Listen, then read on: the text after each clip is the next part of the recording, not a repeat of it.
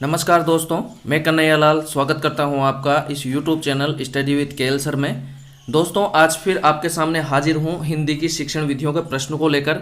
दोस्तों, इस वीडियो में इस टेस्ट में शिक्षण विधियों के कुल 20 प्रश्न होंगे और आप जानते हो कि ये जो प्रश्न हैं ये प्रश्न पहले परीक्षाओं में आ चुके हैं, तो इनकी इंपॉर्टेंस आप समझ सकते हो। बिल्कुल भी वीडियो को स्किप मत कीजिए, वीडियो को जरूर पूरा देखिए। दोस्तों, बहुत ही शानदार प्रश्न है जो पहले परीक्षाओं में आ चुके हैं।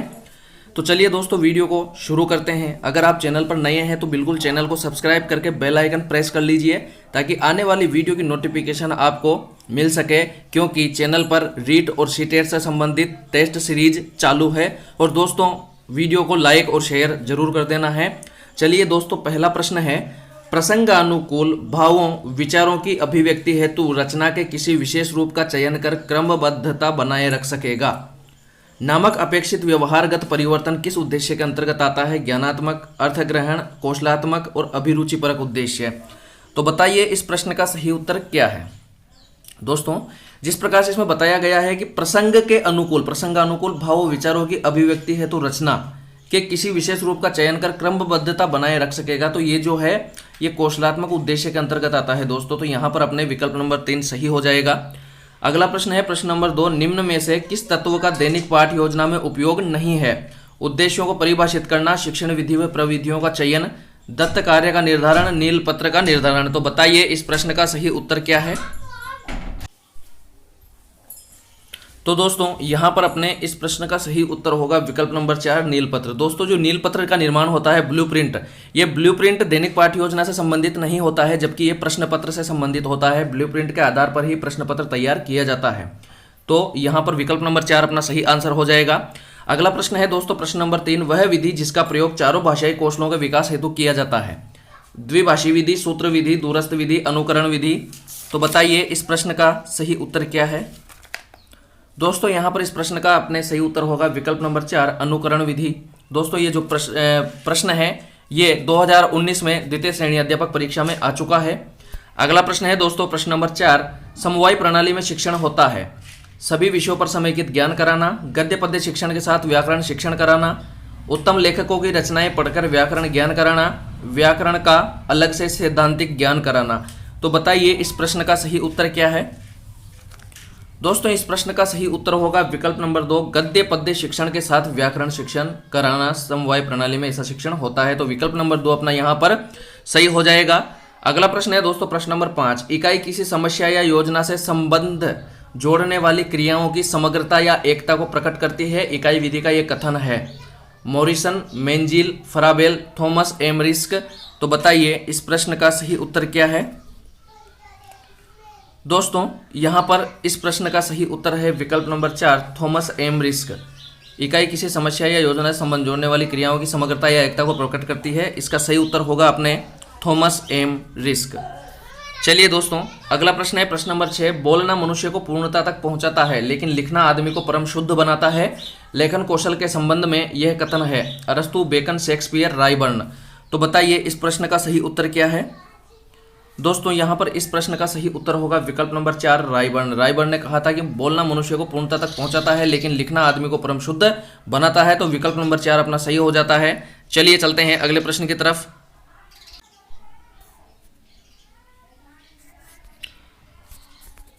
अगला प्रश्न है दोस्तों प्रश्न नंबर 7, सतत एवं व्यापक मूल्यांकन का उद्देश्य नहीं है। मूल्यांकन को नियमित एवं समग्र बनाना, मूल्यांकन में रटने की बजाय समझने पर बल देना, मूल्यांकन में शिक्षक की भूमिका कम करना और मूल्यांकन में निदान व उपचार को प्रोत्साहित करना। तो बताइए इस प्रश्न का सही उत्तर क्या है।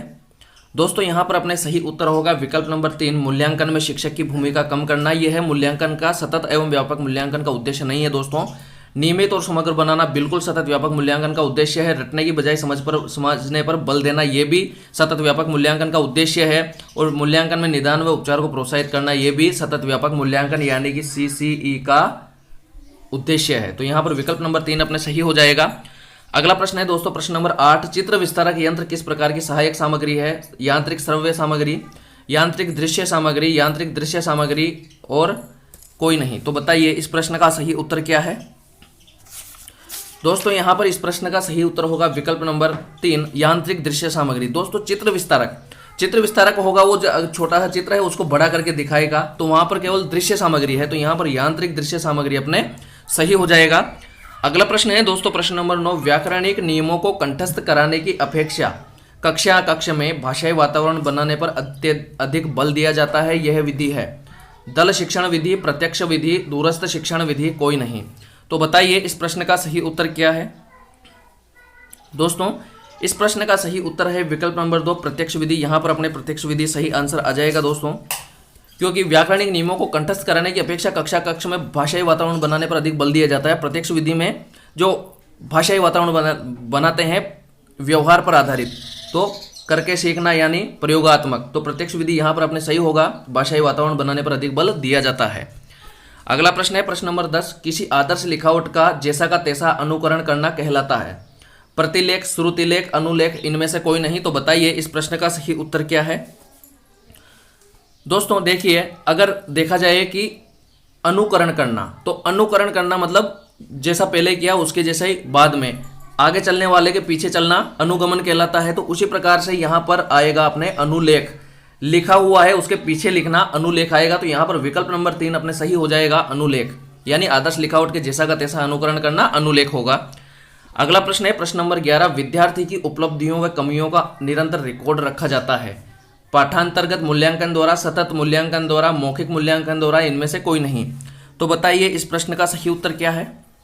दोस्तों इस प्रश्न का सही उत्तर है विकल्प नंबर 2, सतत मूल्यांकन द्वारा। दोस्तों सतत मूल्यांकन द्वारा विद्यार्थियों की उपलब्धियों व कमियों का निरंतर रिकॉर्ड रखा जाता है, सतत व्यापक मूल्यांकन। और इसमें आपने अगर सुना हो तो पोर्टफोलियो, जो पोर्टफोलियो होता है दोस्तों, पोर्टफोलियो फाइल होती है, उस पोर्टफोलियो फाइल में विद्यार्थी की उपलब्धियों व कमियों का रिकॉर्ड रखा जाता है, निरंतर रखा जाता है। तो यहाँ पर अपने सही होगा विकल्प नंबर 2, सतत मूल्यांकन।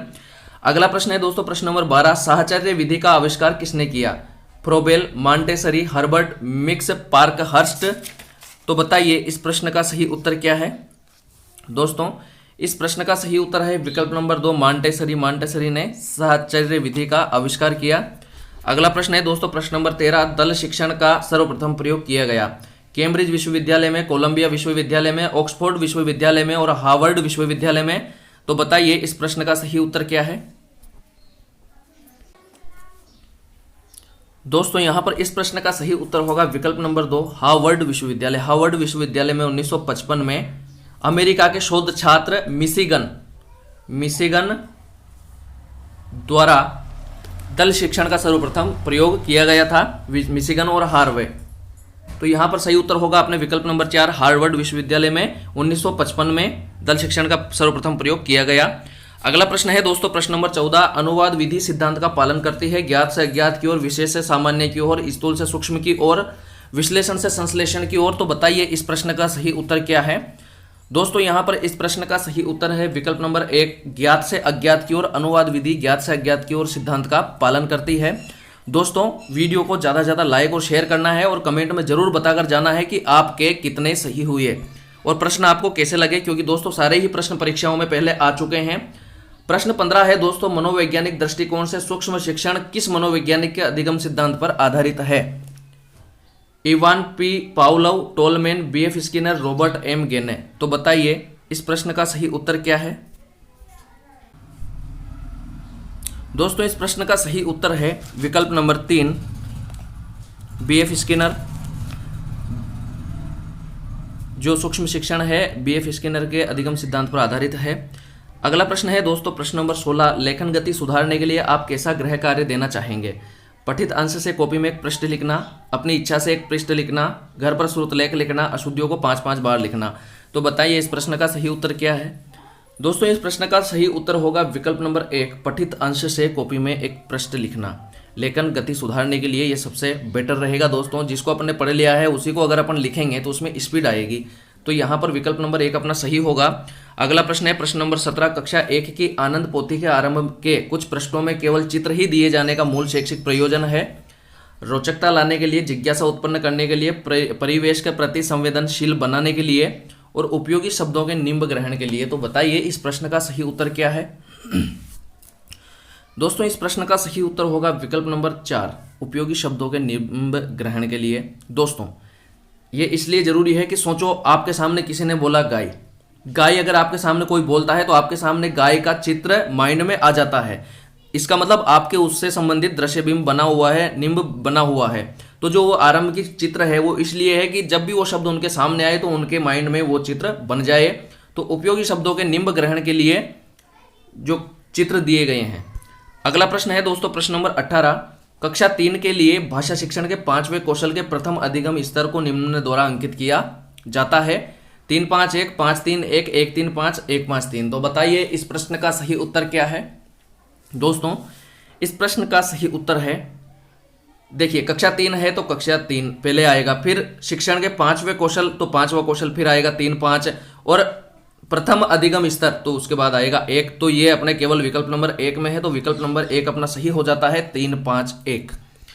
अगला प्रश्न है दोस्तों प्रश्न नंबर 19, भाषा के अर्जन एवं विकास के लिए सर्वाधिक संवेदनशील अवधि कौन सी है। मध्य बाल्यावस्था, किशोरावस्था, जन्म पूर्व अवधि, प्रारंभिक बाल्यावस्था।